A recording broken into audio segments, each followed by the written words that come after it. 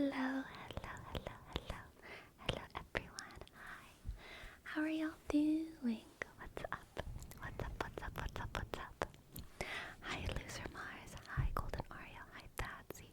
Hi. Or goodbye, Ogden. I hope you have a good day out there, doing your life and stuff.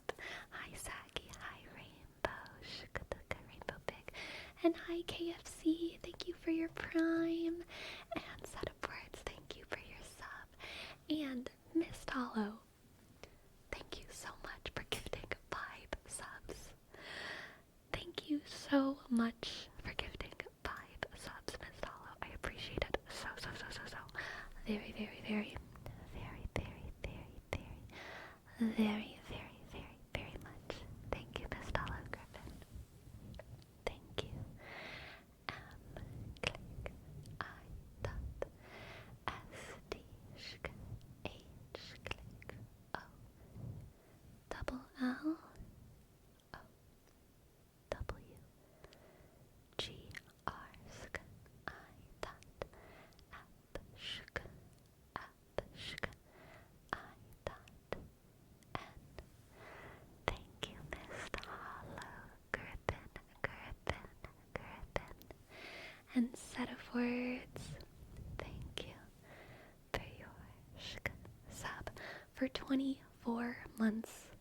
That's crazy. Like, I'm not saying anything new, you know? Sometimes I know I have like my rambles, I have my subjects, but I feel like I repeat the same things over and over and over and over again. I don't know why. I don't know why some people stick around. Hello, Raiders. Welcome, Raiders. Welcome in, welcome in. So nice to see you here. So nice to see you, so nice to see you. Welcome. My name is Sleepy, and I make ASMR on Twitch and on YouTube. Very nice to meet you. I'm in the middle of thanking KFC Serbia for their Prime. You said, "Hey Sleepy, just wanted to say I'm appreciative of you, your content, and the community you've helped to cultivate. I've been made to feel very welcome in such a short amount of time." Aw, I'm so glad you're enjoying the streams, KFC. Thank you so much for your Prime, for your 2 months. K, sh, k, S, k, C, S, E, sh, k, R, B, click, I, dot, A. Thank you, KFC Serbia. And again, Obsidian Reads. Thank you for your raid. Thank you, Cozy Frogs, Cozy Frogs, Cozy Frogs. Welcome in. Those little frogs. They're so cute. They've made me lose my voice. Thank you, thank you, thank you, thank you. Cozy Frogs. Welcome in, Cozy Frogs. So cute. So cute. So cute, so cute, so cute, so cute.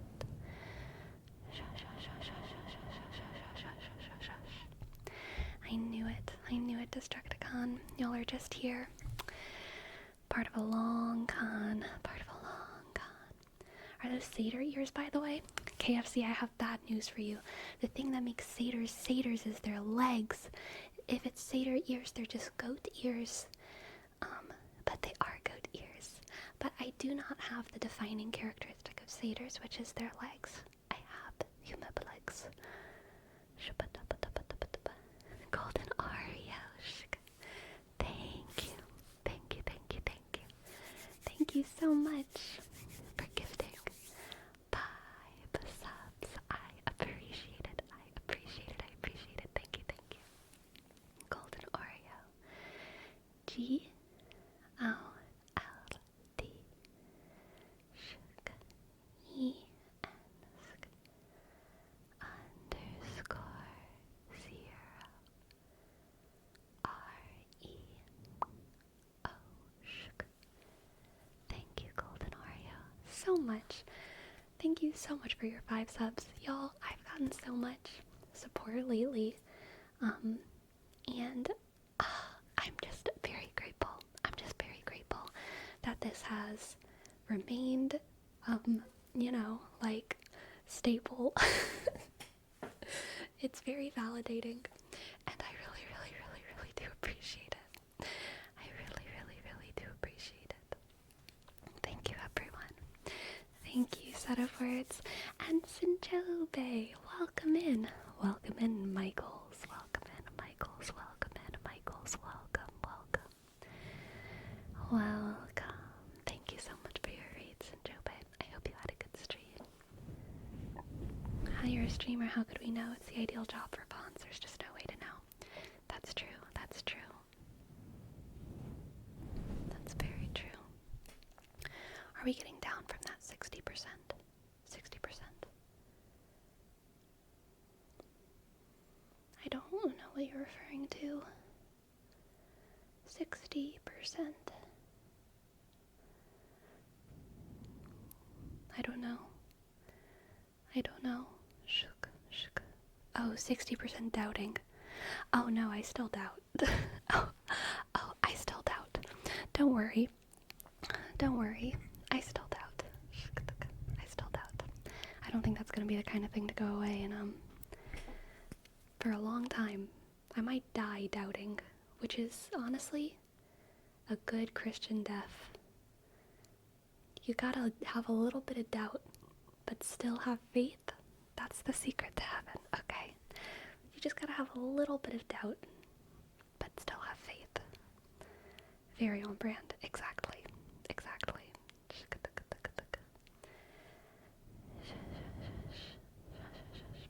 All of the Catholic saints, they have their relatability factor, you know? And for most of them, it's like that they have doubt. Like, I'm a saint, but I still have doubt. How relatable. How relatable. Relatability queens. I have in my broken mug today some decaf coffee, which is, it looks so grimy. I promise I cleaned this mug, y'all. I just poured some coffee on it and it's kind of gotten a little bit gross around the edges. But it's decaf. It has gotten more broken. The broken mug fell last week and this got even more chipped. So it's definitely struggling. But the liquid within it is delicious, okay? It's delicious. And, oh, there's a cat hair in it, though.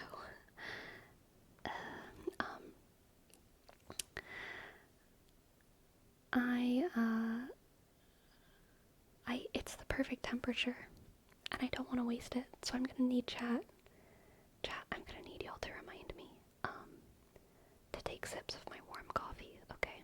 Because I don't want it to get cold.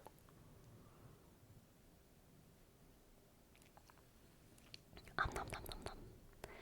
Shuka. Yes, Badsy, St. Thomas is like our doubting king. He was the one who, put his hands in Jesus' palms, but we don't talk about that yet. It's still Easter right now. Part of... Well, I guess never mind. It's kind of the perfect time to talk about that. It's gotta be like St. Thomas's feast day. It's gotta be like right after Easter, right? But this is like the Thomas time. Didn't it happen on Easter Sunday? Or was it later? Whenever, because it was before Pentecost. I remember it was before Pentecost. I thought feast day was July 3rd. Okay, so he just has this big story. That's kind of fair. You don't want to steal Jesus' thunder during Easter week. St. Thomas's feet time. Well, it was hands and feet and side. He got a whole little touch tour, you know? Because St. Thomas was like, there was all these rumors that, like, Jesus had risen from the grave. The cave. Jesus had risen from the cave. That's kind of funny. There were all these rumors. Jesus had risen from the grave. And all the apostles were, like, getting excited about it. But they hadn't seen him yet. And, so they were in a small attic room. And, they were gossiping. And they were all excited. And Thomas was like, y'all are being ridiculous. I watched that man die, and he was my favorite, and I watched that man die on that cross. I will not believe he is risen until I put my fingers in the holes of his hands and in the holes of his feet and put my hand on the wound in his side. I will not believe that he's risen. And then Jesus walked in, 6'5" Jesus, and was like, I'm back, bros. And Thomas fell. Oh, and then like the first thing Jesus said was like, come put your fingers in my hands. And then Thomas fell to his feet and was like, oh, my Lord and my God, my Lord and my God, my Lord and my God. And that is why that phrase, my Lord and my God, my Lord and my God, is a phrase that you are psychologically supposed to think during the Mass. It's like a phrase that's really integrated into a lot of Catholic prayers and stuff, and it's all from that one Bible story. But during the consecration of the host, whenever the priest lifts up the body and you hear the bell, you're supposed to think, my Lord and my God. You're supposed to think it. You're supposed to think it. At least that's the tradition that I was taught growing up, that you're supposed to think, my Lord and my God, whenever they raise the host. And also, a good little etiquette for Catholics. Etiquette for Catholics, or for people going to a Catholic Mass.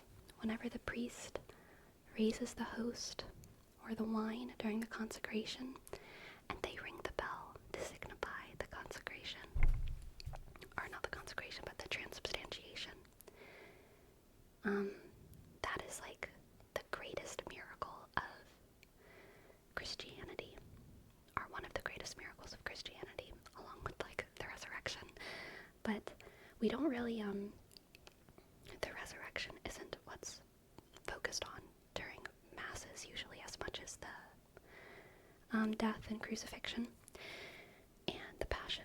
And in that moment, one of the greatest miracles is just the transformation of the bread and wine into the body and blood, right?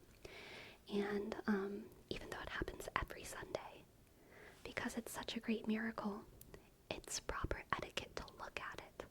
And a lot of people have an instinct to, whenever the priest raises that host, to bow. And some people do bow, but you're supposed to look at it, because you are getting to witness one of the most beautiful little miracles. So, whenever the priest raises the host or raises the wine, look at it, because you're allowed to. This is a miracle that we're allowed to witness. And afterwards, the priest lowers it, and you'll see the priest bow, and that's when you're supposed to bow. It's right after the moment of the transubstantiation. So while it's being raised, you look at it.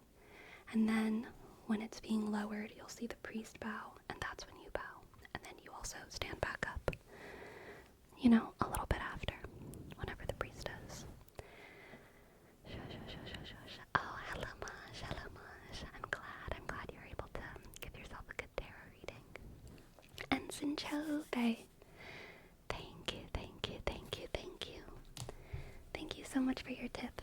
I would love to give you a tarot reading.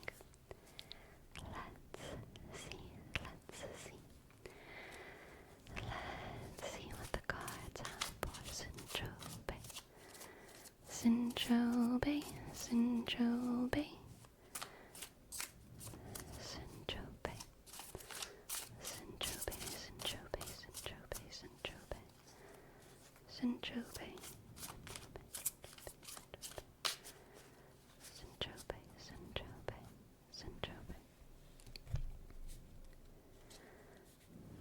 We have the 10 of Cups. 10 of Cups. And the Ace of Wands. Click. The Ace of Wands. Click. And the 5 of Cups. The 5 of Cups.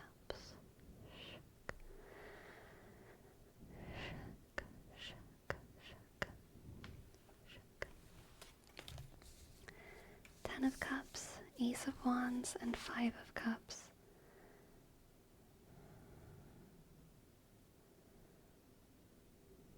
Ooh. Okay, Sinchobe, I think that there's some kind of loss here. There's some kind of loss, some kind of,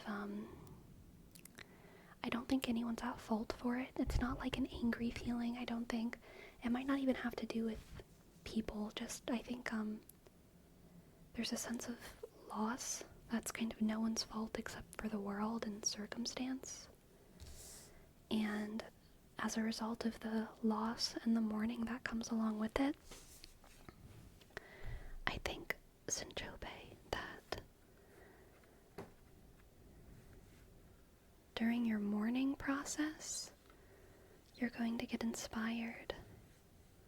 You're going to get inspired and you're going to be able to digest that loss into something beautiful. I really see this, I think, as like processing through probably some sort of creative endeavor, something like art, very likely something like art, where you are taking some difficult thing that has happened to you, or a difficult thing that you're going through, and you're able to make something beautiful out of it. You're able to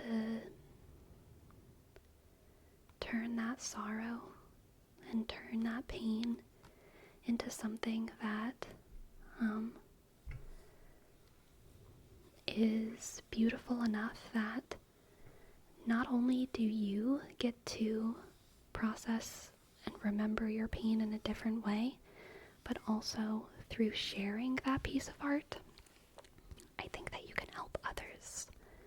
The Ten of Cups often has at least some element of community involved here, and I get the sense that in this reading, people are just going to be able to relate to your art and feel a sense of oneness, a sense of camaraderie with you through that. Okay, let's get another card. We have the Sun. Perfect. Perfect. Perfect. Perfect. Perfect. Excellent. The Sun. Yes, Sinchobe. I think definitely. I think that you're going to be able to relate to people through your struggle and bring a sense of community and even celebration with these people, where it's not that y'all are going to have the opportunity to romanticize your pain. It's not that. It's more that you're going to be able to, for all of y'all, whatever event that is relatable between you and this group of people who are consuming your art, that triggering event is going to become the catalyst for community and new love and new life and growth and happiness and joy and all of those good things. Time heals all wounds. Time heals all wounds. And we often come out stronger and better and more beautiful on the other end, you know? And I think that that's going to be something that happens. I don't know if this loss is something that happened recently, Sinchobe, or if it's something that happened a long time ago. But either way, I feel like something that you've gone through is going to become a creative spark. And you're going to make something that is very important to you and some more people, okay? It might not be a massive audience, but it'll be an important piece, an important creation for the people who know it. Okay, Sinchobe. Thank you for letting me read for you. I hope that you enjoyed. I hope that it resonated. Thank you, thank you, thank you. Okay, I got Sherry this deck called Tarot of the Divine. I think I've heard of the Tarot of the Divine. I really do like browsing tarot decks. And I'm pretty sure I've seen that one. Each card represents myths and legends.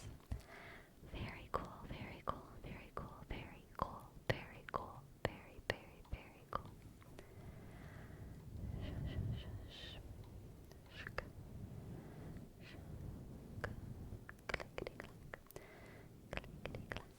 Alright. Sailor Starball. Here's your name trace. Click, click. S-A-I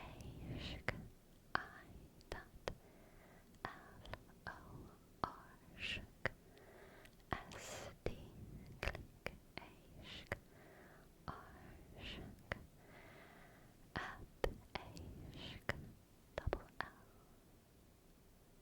L-O. 7 shk. Thank you, thank you, thank you, thank you, Sailor Starball.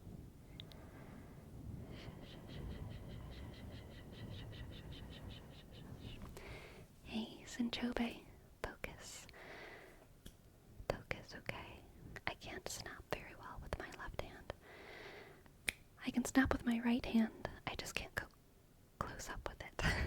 But focus. Focus, okay? Focus, focus. Shk, shk, shk. Focus. Focus, focus, focus, focus. Focus. Focus. Shk, tuk, tuk, tuk, tuk. Focus. Shk, shk.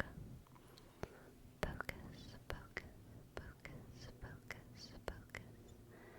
Focus, focus, focus. Focus, focus. Focus, focus. Focus, focus, focus. Focus, focus. Ah, thank you for home. Thank you for your reminder to sip.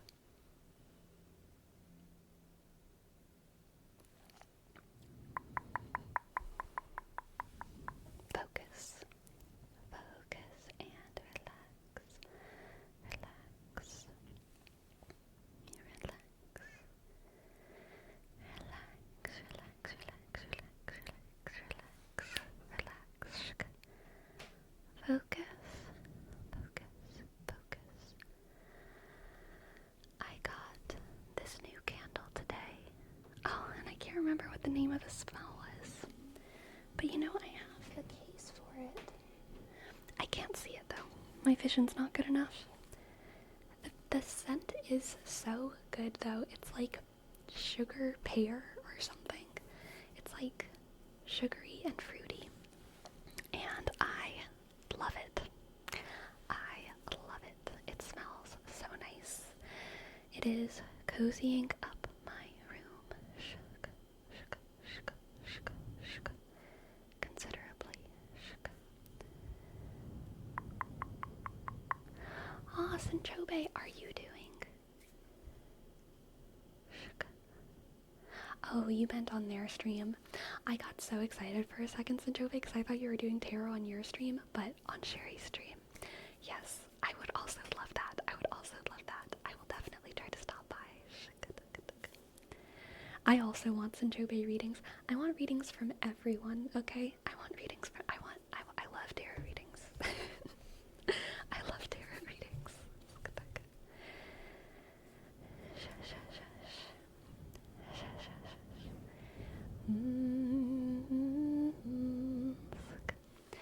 Not Spooderman.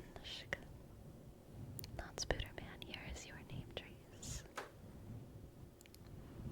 N O D click underscore S B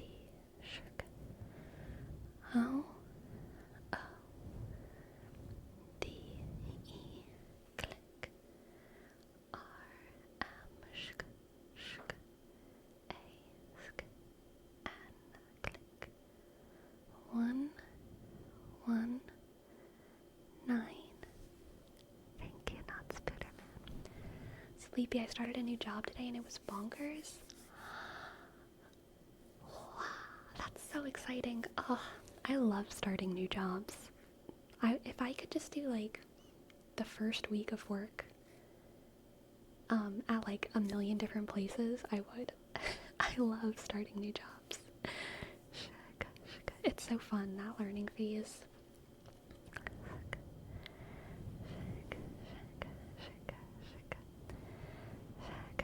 Thank you, Not Spooderman. I'm glad you would give me a reading. I appreciate it. Alright, just burps. Here's your word rep. Just burps.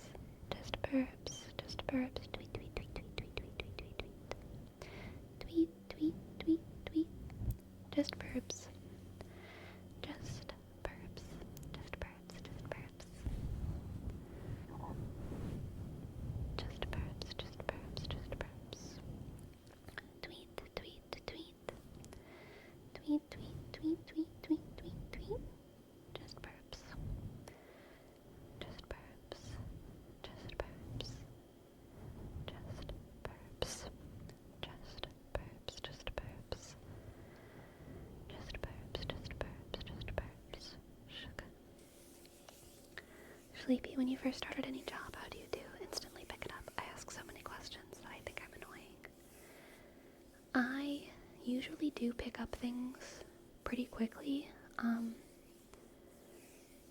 All jobs have their challenges. It's not like I'm perfect to start, for sure not. I always feel like I need to work on stuff and, like, learn, and yeah, but I'm not too much of a question asker. I mean, I will ask questions, but I'm more of like a learn as I go, ask questions when they come up, but I don't ask questions preemptively, because it's hard for me to imagine what questions I need answered until I'm usually in that situation, you know what I mean? So,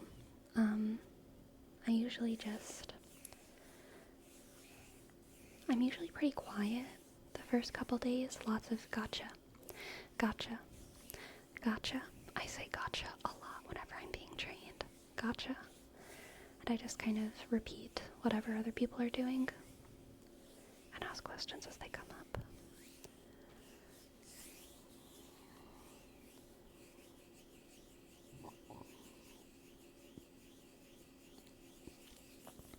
When y'all have to do the training videos, do y'all skip to the end? I've never had to do training videos anywhere. Aw, Sinchobe, thank you for your tip. I'm still so glad you came back and are doing so well. I'm happy more people can see how talented and fun you are. Thanks for all the reading and triggers for so long. Thank you so much, Sinchobe. I appreciate it. Thank you, thank you, thank you. Thank you, thank you, thank you. Not even fire safety or OSHA? No.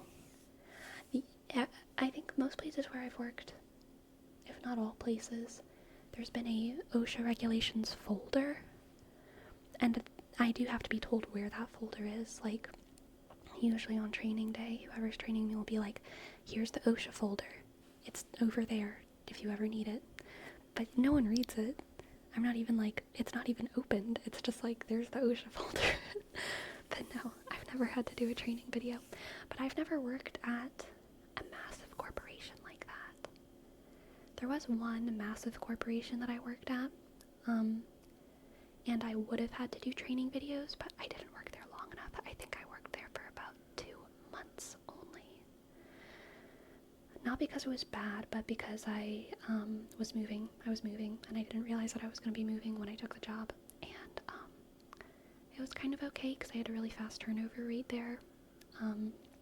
But literally the day that I was gonna be putting in my 2 weeks was the day that my, like, manager came to me and they were like, we need to get you watching these training videos. You've been working here for a while now, and we need to, like, get this done because you're technically supposed to watch these. And I was like, oh, okay. And, like, during that meeting was when I was like, I would love to watch those videos, but I need to let you know that I need to put in my 2 weeks. And then she was like, okay, well then let's just not bother.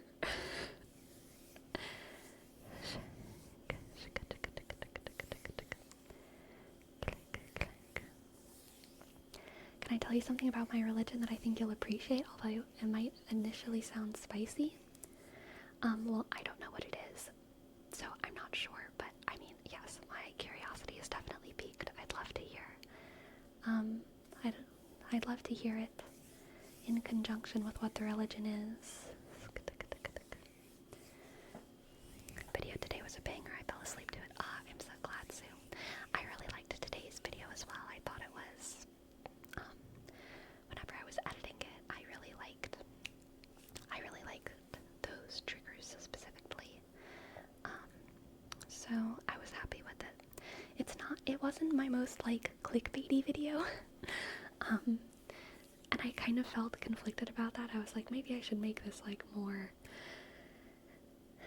clickbaity or something, because I feel like I really like the triggers in it, even more than some of my other videos that I know are gonna do better because they have more clickbaity concepts or titles. But whatever. I'm happy with it.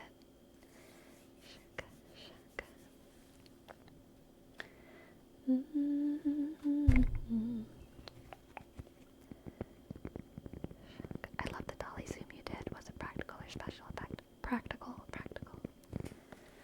My first sleepy video was the Welcome to Hell one. I loved it. Very nice.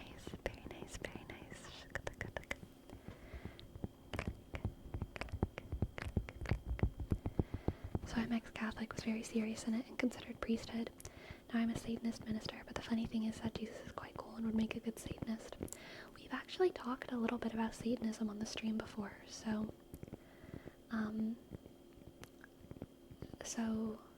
I can understand why that might be the case. What kind of Satanism do you practice? Is it like Levian Satanism? Or like Church of Satanism? Or like, what kind of Satanism is it? I might not be using all the right vernacular, but I am curious.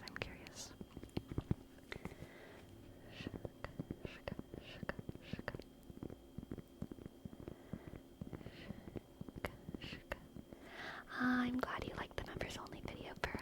Thank you.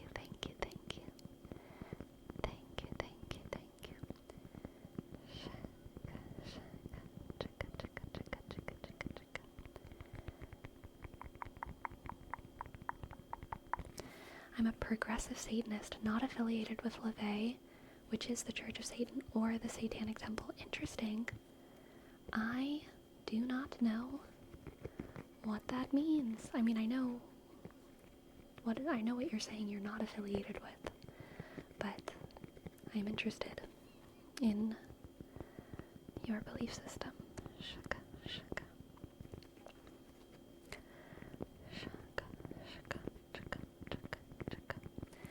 I think that's the Wall Street type. He's an investment banker. Very nice. Crypto Satanists. Are you a crypto Satanist or a gym Satanist? I'm trying to think of like the different kind of bros right now.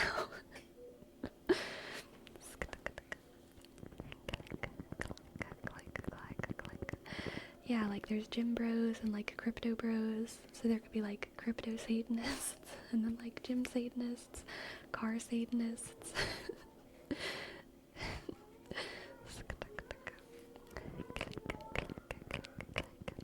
Certified public Satanists, tech Satanists, exactly. Silicon Valley Satanists. Gotta be careful. Good night, Silas.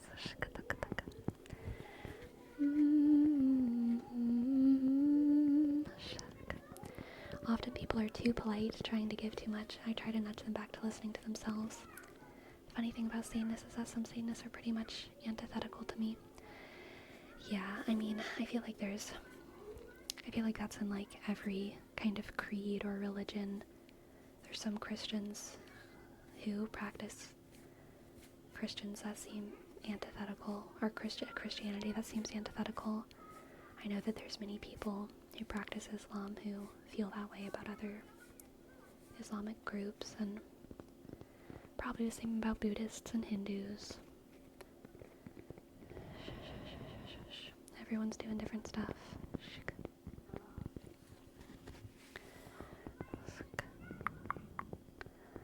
Click, clack, click, clack, click. Good afternoon, Saki. Good afternoon, Saki.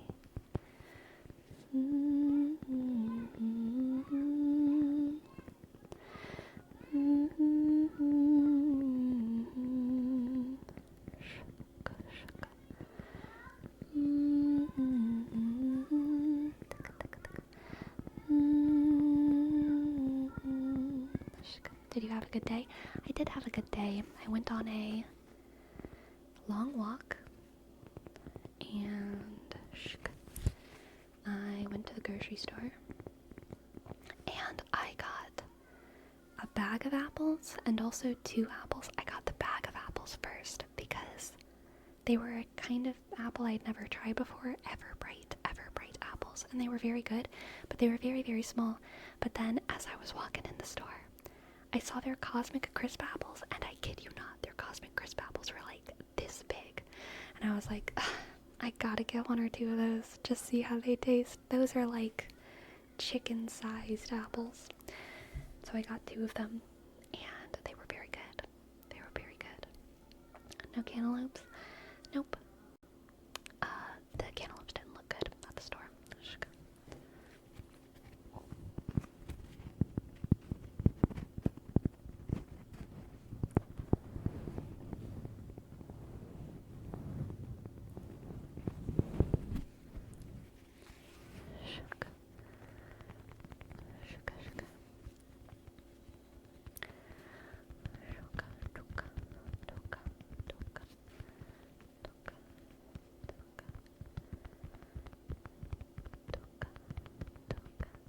Hello, Box DBH. Hello, hello.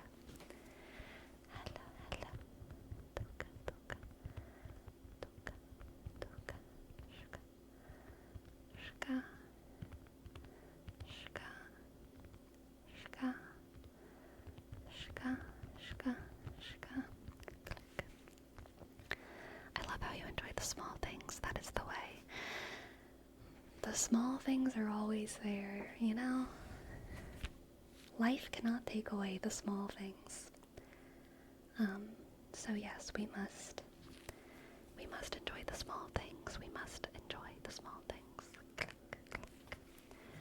You've got it, 6. Let's do some.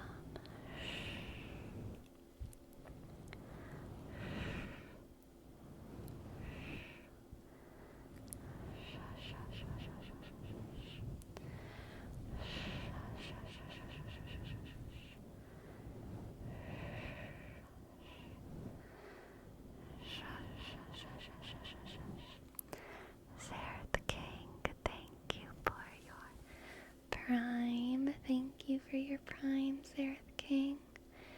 X, click, ishk, ask, ark, tishk, h, click, k, I, dot, n, sk, g, Sarah the King. Thank you so very much. Thank you, thank you, thank you. Thank you. Thank you.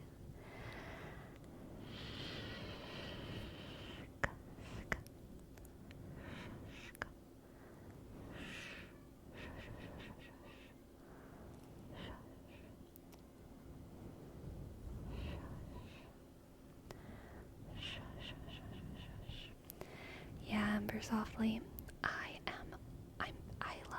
I love religion. I love Catholicism because I'm Catholic, but I also love religion, like just as a concept. I love culture and history, and so I'm always interested to learn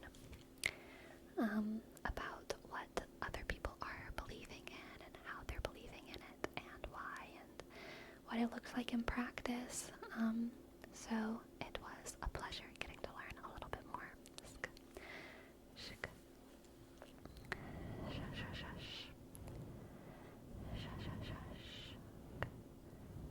Does talking this soft hurt your throat after a while? Well, okay, so talking hurts my throat after a while in any way.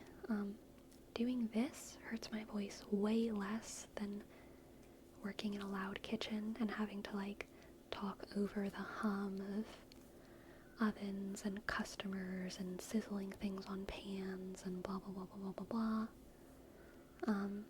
Definitely after like 4, 5, 6 hours of doing this, which I don't often do, my voice will start to feel fatigued, but it's much better than other jobs that I've worked at, unless those jobs are completely silent. And I think that's because I do doing mostly soft speaking and not whispering. Whispering is a little bit more rough on your vocal cords. Soft speaking is nicer. And actually, soft speaking feels more sustainable for me long term than like my normal talking voice, which is one of the reasons I don't like my normal talking voice. Like, honestly, because I get vocal fatigue from it way more quickly than my soft-spoken voice. And it puts me in weird situations sometimes because my normal talking voice gives me fatigue much more quickly, but it is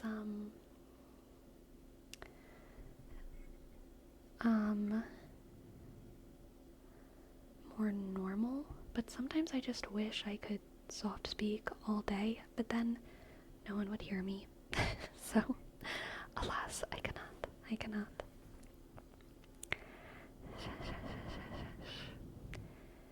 Also, one thing I do appreciate about Catholicism is the massive, huge cathedrals. I love some Catholic maximalism. I do too. I love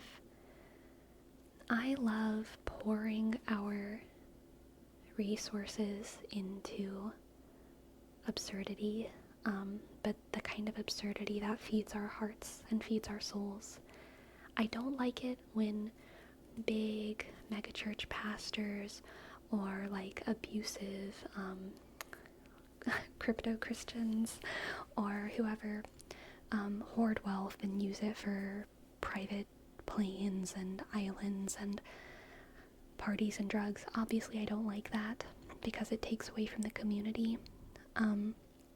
But I think like using resources for both charity and like glorifying what a community wants to glorify, in this case God, is a form of charity that so many people overlook. Creating a beautiful cathedral, creating a beautiful place of worship is not a waste of money, because it is something that's for the community. And if you're in a community that is Christian, then it's like, it's not bad. It's not bad. And very few people are, I don't know. I feel like a lot of people don't realize that pouring labor and wealth into a beautiful church or a beautiful cathedral can be a good thing. I think that's part of what defines magic overall, is doing things that are not really practical. They're not practical. Like, it doesn't make sense to smear chicken blood on your forehead and like say magic words, but you do it because it brings your community closer together, and because you have faith in something that is more important than what's practical. And that is part of what defines humanity, that we do things that are impractical but still true and important. And I think that is part of the beauty of massive, religious temples and religious art and cathedrals and stained glass. And you can say the same for temples and mosques, and Eastern Orthodox churches are known to be some of the most beautiful and most ornate, and I think it is lovely.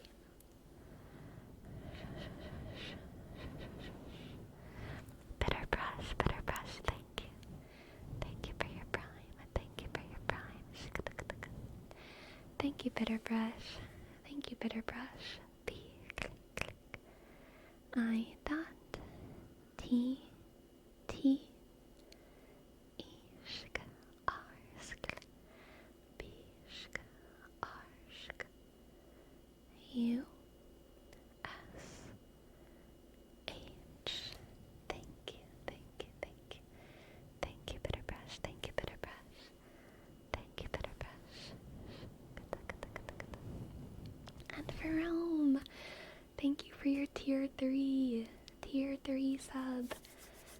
10 months. Amazing, bro. Thank you. F, shk, shk. A, R, click, A, click. O, M, shk. Thank you, bro. Thank you, bro. Thank you, bro. Thank you, bro. Shk. Shk, click, click. Shk, click, click. In Montenegro, they have an Orthodox monastery that's built into the side of a mountain. It's one of those things you have to see in person. I'm sure it is beautiful. Absolutely beautiful. I love those old school churches and monasteries. They're gorgeous. Gorgeous, gorgeous, gorgeous. Gorgeous, gorgeous, gorgeous. Cool fact, one of the churches has the doors to the dining room of the SS Normandy. I don't know what the SS Normandy is. I'm so sorry. But that's probably cool, I think. Big boat? Gotcha. Big fight boat? Okay. Click, click, click. Shuck, click, click. Shuck, click, click. Hello, Kofi. Hello, hello, hello. Hello, hello, hello. Hello, hello, hello. Hello, hello, hello. Shuck, chuka, chuka. Chuka, chuka, chuka. Gadu, gadu, gadu, gadu. Gadu, gadu, gadu, gadu. Gadu, gadu, gadu, gadu. Shuka. Bitter Brush. Thank you for your $3, Bitter Brush. Thank you so much. Okay, let's see what the cards have for you, Bitter Brush. Let's see. Shuka. Bitter Brush. Bitter Brush. Bitter Brush. Bitter Brush. Bitter Brush. Bitter Brush. Bitter Brush.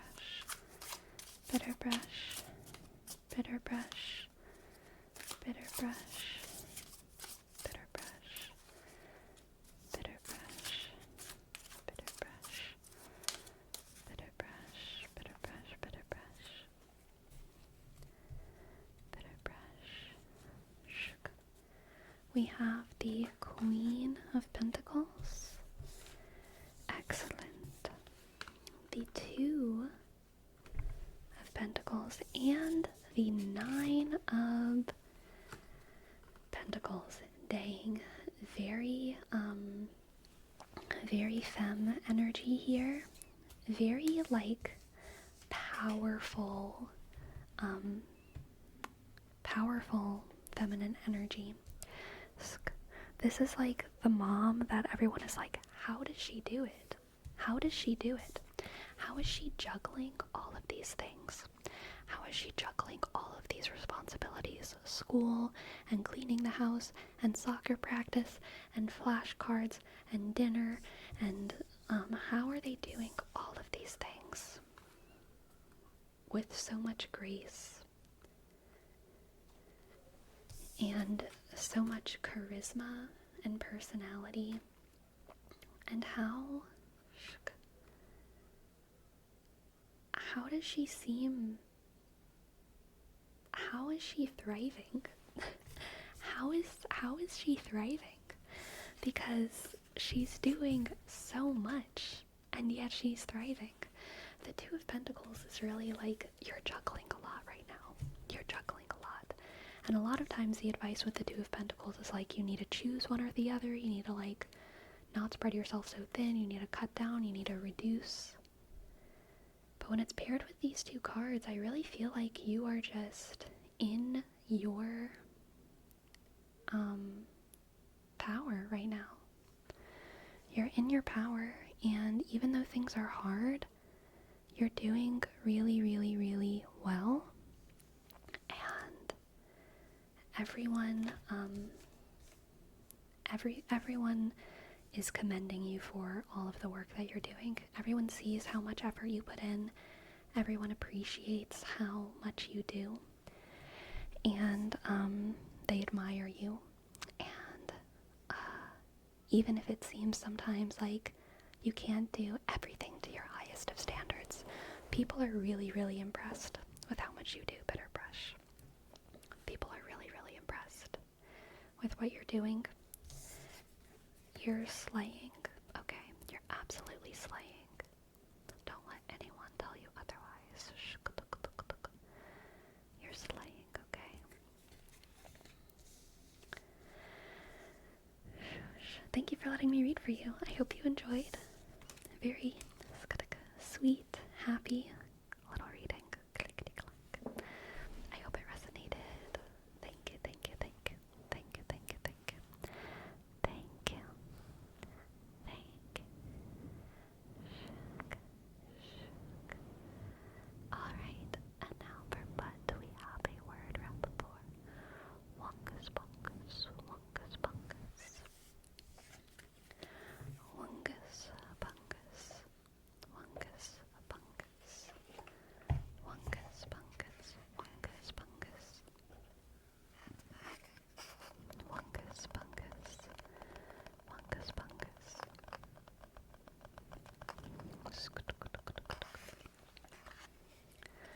Shuka. Click, click, click, click.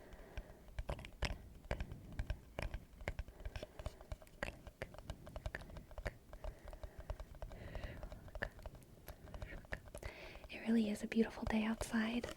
Ember reminded me of it. It is so nice today outside. And tomorrow it's going to be nice again. And then Wednesday we're back in the cold. Wednesday it's going to be cold again. But I had such a nice walk today. I'm kind of tempted to go on a night walk after my stream. Another walk, double walk. And then go on a walk tomorrow. Who can stop me? Why not? Why not? Walking all the time. Yes, the coffee, the coffee. It is, lukewarm. It's a little bit lukewarm now, but that's okay. You're spending more time walking than inside. I wish, you know, I like being outside when the weather's nice so much. It fills my body with happiness. I like happiness, and I like being outside when the weather is nice.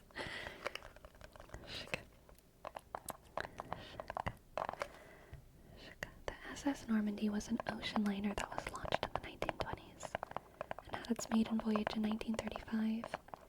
The ship was owned by CGT, Company General Transatlantic, or commonly known as the French Line. I see.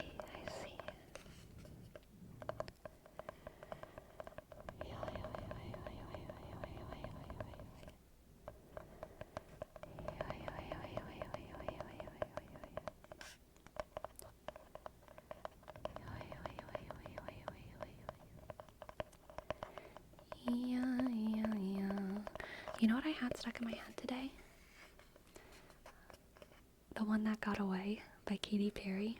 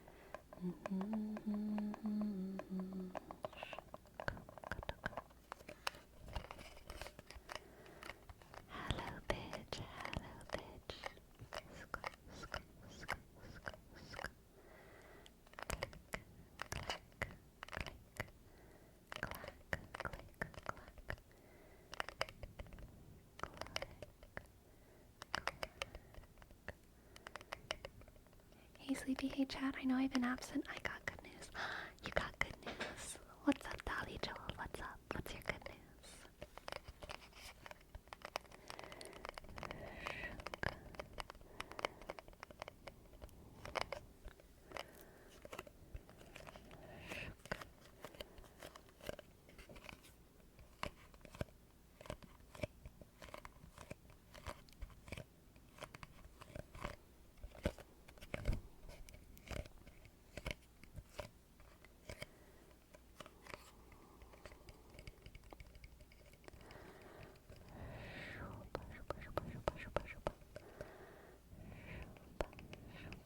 I should be ready for uni, but I'm in a chance.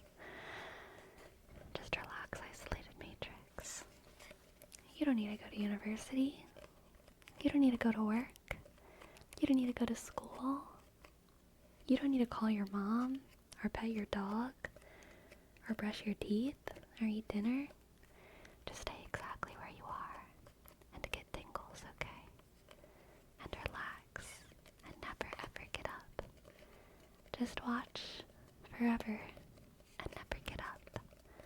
And relax, and relax, and relax.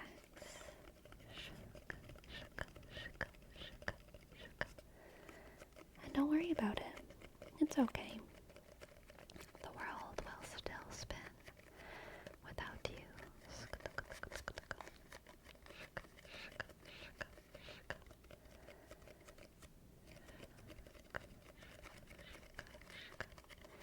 I got you, Caleb. I got you. Don't do anything today. Why not just stay in bed? You don't even have to open your eyes. If you stay in bed, you never have to make your bed. If you stay in bed, you never have to really do anything. You can just lay there and let your muscles atrophy and let your mind atrophy. Scroll on TikTok. Your finger muscles will be the biggest muscles in your body because they're your scrolling muscles.